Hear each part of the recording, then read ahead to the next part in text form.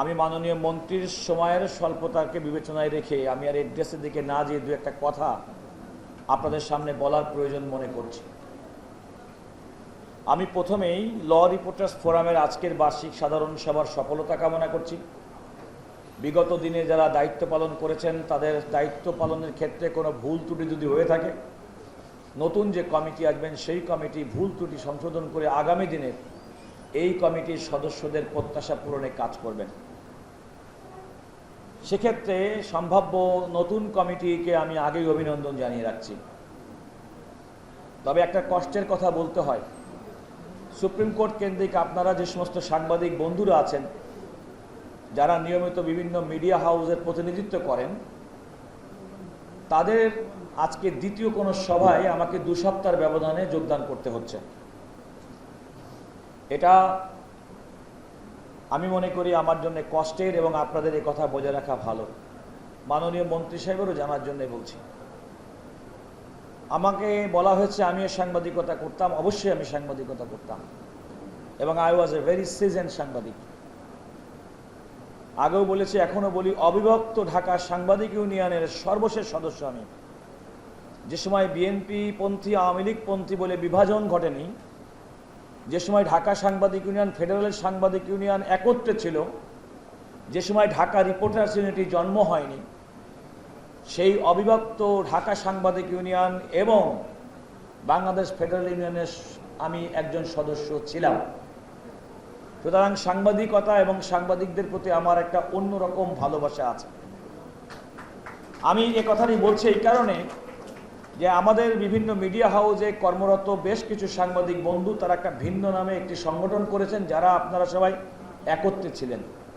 আমি মনে করি এটা একটা ভুল বোঝাবুঝির ফল। আমি আপনাদেরকে সাংবাদিক নেতৃবৃন্দকে বলবো, মিডিয়া হাউস, সাংবাদিক, সংবাদপত্রের মালিক কিংবা আইনজীবী, বৃহত্তর স্বার্থে তাদের নিজেদের মধ্যকার ঐক্যের কোনো বিকল্প নেই।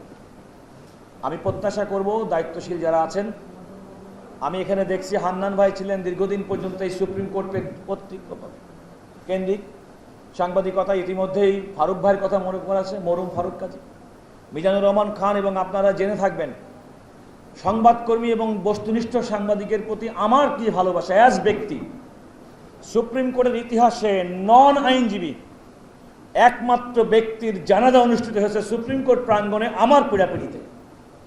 কারণ আমি মনে করতাম মিজানুর রহমান খান তিনি শুধুমাত্র সাংবাদিক নন, দীর্ঘদিন পর্যন্ত বস্তুনিষ্ঠ সাংবাদিকতার মাধ্যমে, আইন নিয়ে কাজ করার মাধ্যমে, চর্চার মাধ্যমে তিনি আমাদেরকে ওন করতেন, প্রতিষ্ঠানকে ওন করতেন, আইনকে ওন করতেন, আমাদের বিচার অঙ্গনকে ওন করতেন। সে কারণে সেদিন তার জানাজা এই সুপ্রিম কোর্ট আইনজীবী সমিতির প্রাঙ্গণে আমি পড়েছিলাম অনেকটা জোর করেই। আপনারা অনেকে সেটা জানেন। আমাদের দেশে সাংবাদিকদের গুণ এবং সাংবাদিকদের গুরুত্ব, সংবাদপত্রের গুরুত্ব, স্বাধীন মিডিয়ার গুরুত্ব, এগুলো সম্পর্কে নতুন করে বলার কোনো অবকাশ নেই। আমরা অতি সম্প্রতি একটা জিনিস আজকে গর্বের সঙ্গেই বলতে হয়, মাননীয় মন্ত্রী সাহেব, মাননীয় প্রধানমন্ত্রীর সফর সঙ্গী ছিলেন চায়নাতে। অতীতের মতো ঘটা করে ফিরে এসে আমাদের যে বিশাল কিছু একটা করে কিন্তু কিছুই আলটিমেটলি পেলাম না, এবং সাংবাদিকদের কিছু রাজনৈতিক নেতা মন্ত্রীদেরকে তুষ্ট করার জন্য স্থাবকতা আমরা অতি সম্প্রতি বাংলাদেশের প্রধানমন্ত্রীর সর্বপ্রথম বিদেশ সফরের পরে এখনো পর্যন্ত দেখতে পাইনি। এটা স্বস্তির জায়গা। এবং আমাদেরকে সাংবাদিক বন্ধুদেরকে অনুরোধ করব, আপনারা যদি আপনাদের পেশার প্রতি দায়িত্ববান হন, সচেষ্ট হন, তাহলে স্থাবকতা বাদ দিয়ে আপনাদের পেশার যে গুণ, পেশার যে মর্যাদা, সেটা ঊর্ধ্বে ধরে রাখতে হবে। আমি এখানে বসে আমার একটা কথা মনে পড়ছে, কিছুক্ষণ আগে সালেউদ্দিন ভাইয়ের কথা বললাম। বস্তুনিষ্ঠ সংবাদ যে কত শক্তিশালী হতে পারে, সালেউদ্দিন সাহেব সম্ভবত দৈনিক মানব জমিনে একটি রিপোর্ট করেছিলেন, একটি রাজকীয় কেলেঙ্কারির খসড়া। একটা বিচারাধীন মামলা, সম্ভবত তৎকালীন রাষ্ট্রপতি সাজাপ্রাপ্ত হুসেইন মোহাম্মদ এরশাদের কোনো মামলায় খালাস পাবেন কি পাবেন না, এই মর্মে ওই কোর্টে কর্মরত একজন বিচারপতির অপর প্রান্তে থাকা আসামির আইনজীবীর সঙ্গে কথোপকথনের ভিত্তিতে যে রিপোর্ট করেছিল, সেই রিপোর্টের ভিত্তিতে সেই বিচারপতি আর কখনোই আদালতের এজলাসে বসেননি। এটা হচ্ছে সংবাদপত্রের তখনকার দিনের কথা বলছি, যে সময় ডিজিটাল মাধ্যমে সংবাদ প্রকাশের চেয়ে স্বাধীন সংবাদপত্রের দিকের মাধুরী এত বড় শক্তিশালী একটা সংবাদ হতে পারে। হ্যাঁ, আপনারা বলতে পারেন আমার দেশ পত্রিকাতেও তো একটি স্কাইপি কেলেঙ্কারি সংবাদ শাখার পরে সংবাদপত্রের মালিক, সম্পাদক এবং সাংবাদিকদেরকে কারাগারে যেতে হয়েছে। এ কথাও সত্যি। তাদেরকে কন্টেম্পটের কারণে, সত্য ঘটনা প্রকাশের জন্য কন্টেম্পটের জন্য সাজা দেওয়া হচ্ছে, এটাও সত্যি। আমাদের প্রত্যাশা কি? নাগরিক হিসেবে, জাতি হিসেবে আমাদের প্রত্যাশার জায়গা থেকে বলছি, মাননীয় মন্ত্রী, আমরা লক্ষ্য করেছি আপনি মন্ত্রণালয়ের দায়িত্ব এবং সরকারের পক্ষ থেকে কোনো সময় মেইন স্ট্রিম মিডিয়ার সংবাদ প্রকাশের ক্ষেত্রে কোনো বাধা প্রদান করা হচ্ছে না, এটা স্বস্তির। কিন্তু এ কথাও সত্যি, আমরা কিন্তু সোশ্যাল মিডিয়ার নামে নানাভাবে ভালো কাজেরও অযথা সমালোচনা, নানা মানুষকে মেলাইন করা এবং নানাভাবে মানুষকে কিংবা ভালো রাষ্ট্রের ভালো কাজগুলোকে ডিসক্রেডিট করার একটা অপচেষ্টা আমরা লক্ষ্য করে থাকি। সেক্ষেত্রে আমার মনে হয় সময় এসেছে আইনি কাঠামোর মাধ্যমে এই ধরনের অপসাংবাদিকতা, অপতথ্য, অপপ্রচার যারা চালাবেন তাদের বিরুদ্ধে আপনাদের আইনানুগ ব্যবস্থা গ্রহণ করতে হবে। ব্যক্তিগতভাবে হলেও কোনো বলতে দ্বিধা নেই, অতি সম্প্রতি বাংলাদেশের অ্যাটর্নি জেনারেল আমি মোহাম্মদ রুহুল কুদ্দুস কাজলের বিরুদ্ধে একজন ব্যক্তি মাননীয় মন্ত্রীর কাছে অভিযোগ করেছেন জনাব রুহুল কুদ্দুস কাজল সম্পর্কে কোনো স্বাক্ষরবিহীন, মাননীয় মন্ত্রী আইন মন্ত্রণালয়ের কাছে সেটা পৌঁছায়নি, রিসিভড হয়নি। তার উপর ভিত্তি করে মিডিয়াতে এবং কতগুলো ভুইফোড় পোর্টাল আমার ছবি দিয়ে এমন কোনো অপরাধ নাই, আমি ঘুষ খেয়েছি, চুরি করেছি, দুর্নীতি করেছি, আমি নারী কেলেঙ্কারির সঙ্গে জড়িত, এই ধরনের মিথ্যা তথ্য দিয়ে সংবাদ প্রকাশ করা হয়েছে। আমি আইনের আশ্রয় নিতে বাধ্য হয়েছি, আমি জিডি করেছি, আমি জানি সেটি এখন বর্তমানে তদন্তের পর্যায়ে আছে। আইনমন্ত্রীকে জিজ্ঞাসা করলাম, আইনমন্ত্রী সাহেব বললেন এরকম কোনো দরখাস্ত তো আমার অফিসে রিসিভই হয়নি।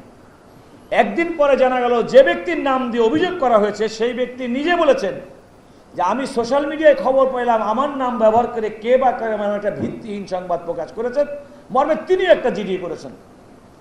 বাংলাদেশের রাষ্ট্রের প্রধান আইন কর্মকর্তা যদি এই ধরনের অপতথ্য, তথ্য সন্ত্রাসের শিকার হয়, তাহলে মন্ত্রী সাহেবরা দিন যত যাবে আপনাদের বিরুদ্ধে ধরনের মিথ্যা প্রচারণা, অপতথ্য এগুলো কিন্তু বাড়তেই থাকবে। রাষ্ট্র হিসেবে ভালো কাজ করার জন্য যেমন প্রশংসা আপনি পাবেন, রাষ্ট্র পরিচালনায় যে কোনো ধরনের দুর্নীতি, অপরাধ, অন্যায়ের বিরুদ্ধে সাংবাদিকরা সঠিকভাবে সত্যটা তুলে ধরবে, এটাই প্রত্যাশা, এটাই গণতান্ত্রিক রাষ্ট্রের বিধান এবং আমরা মনে করি সংবাদপত্র সেই স্বাধীনতা ভোগ করবে। কিন্তু আজকে আমাদেরকে ব্যালেন্স করতে হবে, এই ধরনের অপতথ্য, এই ধরনের মিথ্যা তথ্য দিয়ে এভাবে রাষ্ট্রের দায়িত্বপূর্ণ ব্যক্তিদেরকে মনোবল ভাঙার যে প্রক্রিয়া, সব মানুষ হয়তো বিশ্বাস করবে না, দু একজন ব্যক্তি তো এটাকে নিয়ে রেফারেন্সে ব্যবহার করবে। এই যে ইনজুরি, সোশ্যাল ইনজুরি, ভালো কাজ করার ক্ষেত্রে যে প্রতিবন্ধকতা, তার বিরুদ্ধে কি ব্যবস্থা গ্রহণ করবেন সে ব্যাপারে সময় এসেছে চিন্তা করার, সিদ্ধান্ত নেওয়ার। আরেকটি কথা বলে যাব মাননীয় মন্ত্রী, আইনের সঙ্গে সংবাদপত্র এবং আধুনিক সংবাদ প্রকাশের সম্পর্কে মাননীয় মন্ত্রী মহোদয় একটু দৃষ্টিতে শুনবেন।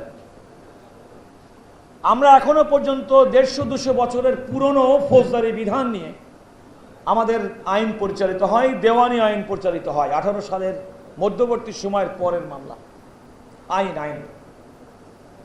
অথচ যুগ বদলেছে, প্রতিনিয়ত আমরা এআই তার ভালো জিনিস এবং খারাপ জিনিসের সঙ্গে আমরা সংঘর্ষ করছি, দ্বন্দ্ব করছি।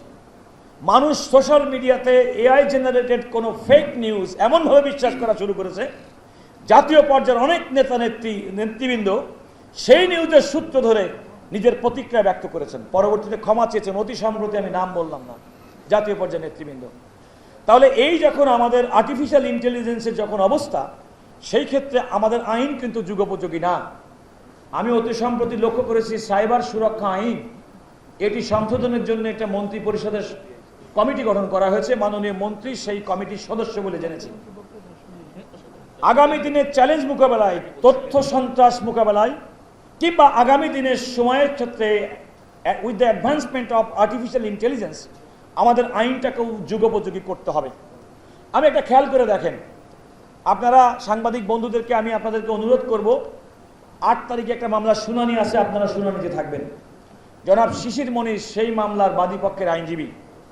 আপনারা খেয়াল করবেন, আমাদের যে কোনো ফৌজদারি মামলায় যখন তদন্তকারী কর্মকর্তা যখন কোনো জিনিস মালামাল সিজ করে, এর কিন্তু ব্যবস্থাপনা হয়। আপনি যদি শাহবাগ দিয়ে যান, দেখবেন থানার পাশে পুরনো জং ধরা গাড়ি পড়ে আছে। তার মানে এগুলো কোনো সংরক্ষণের নেই, প্রচলিত ধারায় আলামত হিসেবে রাখার কারণে আপনি একটা ভালো জিনিস, দামওয়ালা জিনিস, সেটা কিন্তু অপব্যবহার, অবহেলার কারণে দীর্ঘদিন পরে, 5 বছর 7 বছর পরে এটা ডিস্ট্রয় হয়ে যাচ্ছে। ভারতে তারা এখানে ডিজিটাল এভিডেন্স ফর্মুলেশন তারা করেছেন। শিশির মনিরের এই মামলার সময় অ্যাটর্নি জেনারেল হিসেবে যাওয়ার পরে আমি বলেছি, রাষ্ট্রের এক্ষেত্রে অবশ্যই দায়িত্ব আছে। আমি তাৎক্ষণিকভাবে মাননীয় স্বরাষ্ট্রমন্ত্রীকে ফোন করেছি, স্বরাষ্ট্রমন্ত্রীর সঙ্গে সাক্ষাৎ করেছি। স্বরাষ্ট্রমন্ত্রী এই বিষয়টির গুরুত্ব অনুধাবন করে তাৎক্ষণিকভাবে স্বরাষ্ট্র সচিবকে দিয়ে একটা হাই পাওয়ার একটা মিটিং, যেটা অ্যাটর্নি জেনারেলের সভাপতিত্বে অনুষ্ঠিত হবে আগামী 6 তারিখে। আমরা একথা বলছি যে রাষ্ট্র, আমরা যে যেখানে দায়িত্ব পালন করছি, সেই দায়িত্ব পালন করার ক্ষেত্রে রাষ্ট্রের যে কোনো ভালো জিনিসের ক্ষেত্রে আপনাদের সংবাদপত্র, সংবাদ মাধ্যম আপনাদের সহযোগিতা করতে হবে। আমরা পুরো অ্যাক্টিভলি রোল প্লে করছি কথা বলার জন্য। শেষ কথা বলবো মাননীয় মন্ত্রী, আগামী দিনের জন্য it's a very alarming thing, take it from me. এই ধরনের ডিজিটাল ইস্যুস ডিল করার জন্য মাননীয় মন্ত্রী একটু কষ্ট করে খেয়াল করে শুনবেন। আমরা যখন কোনো একটা আইন করি, সেই আইনটা কিন্তু দ্রুত কিন্তু পরিবর্তন, সংশোধন হয় না। এখনো পর্যন্ত প্রতিদিন ডিজিটালি আমরা যে সমস্ত অপরাধ দেখি, গুটি কয়েক আইন ছাড়া এই সমস্ত ডিজিটাল এভিডেন্সগুলো কিন্তু প্রচলিত ধারার বিচার ব্যবস্থায় সাধারণত ব্যবহার করা হয় না। সময় এসেছে অথেন্টিক ডিজিটাল এভিডেন্সকে আপনার যে কোনো ট্রায়ালের ক্ষেত্রে বাধ্যতামূলক গ্রহণ করার জন্য সার্বজনীন আইন প্রণয়ন করতে হবে। দ্বিতীয়ত, আইন যখন করবেন, আইনের মধ্যে এমন বিধান থাকবে যে প্রশাসনিক সিদ্ধান্ত কিংবা সংশ্লিষ্ট মন্ত্রীর মাধ্যমে পরবর্তীতে আদেশের মাধ্যমে সময় উপযোগী ওই আইনের সঙ্গে সামঞ্জস্যপূর্ণ নতুন কোনো অপরাধকে অ্যাড্রেস করার জন্য সংশোধনীর তাৎক্ষণিক ব্যবস্থা থাকবে। তা নাহলে দিন দিন ডিজিটাল ফর্মে যে ধরনের অপরাধ আমরা প্রতিনিয়ত নতুন মাত্রায় দেখছি, সেগুলো ডিল করার জন্য আমাদের প্রচলিত আইন যথেষ্ট নয়, অপ্রতুল। সেকেলে এটাকে আপডেট করতে হবে। আমি মনে করি মাননীয় মন্ত্রী, আপনি অত্যন্ত আধুনিক মানুষ, আধুনিক চিন্তা চেতনা করছেন, আপনার কথার মধ্যে সেগুলো প্রকাশ পায়। আমি বিশ্বাস করি আমি যা বলতে চেয়েছি আপনারা সবাই বুঝেছেন, এবং মাননীয় মন্ত্রী নিশ্চয়ই সে বিষয়টির গুরুত্ব দিবেন, এটা আমার বিশ্বাস। আপনাদের সবাইকে অসংখ্য ধন্যবাদ।